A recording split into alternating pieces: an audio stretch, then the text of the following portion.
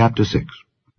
On that night could not the king sleep, and he commanded to bring the book of records of the Chronicles, and they were read before the king.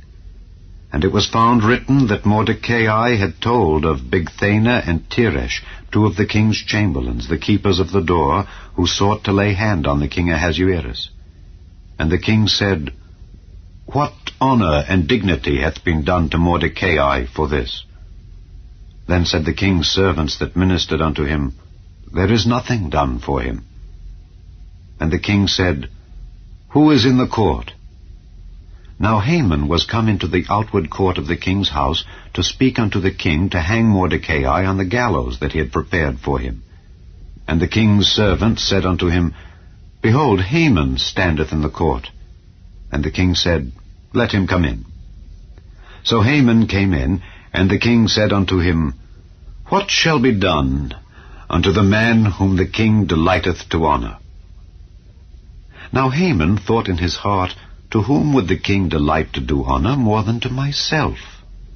And Haman answered the king, For the man whom the king delighteth to honor, let the royal apparel be brought which the king useth to wear, and the horse that the king rideth upon, and the crown royal which is set upon his head, and let this apparel and horse be delivered to the hand of one of the king's most noble princes, that they may array the man withal whom the king delighteth to honor, and bring him on horseback through the street of the city, and proclaim before him, Thus shall it be done to the man whom the king delighteth to honor.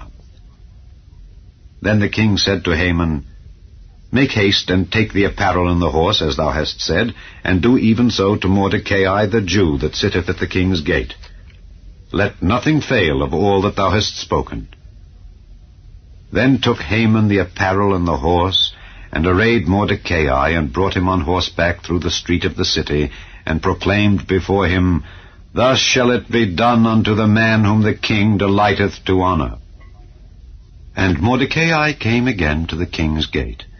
But Haman hasted to his house mourning, and having his head covered. And Haman told Zeresh his wife and all his friends everything that had befallen him.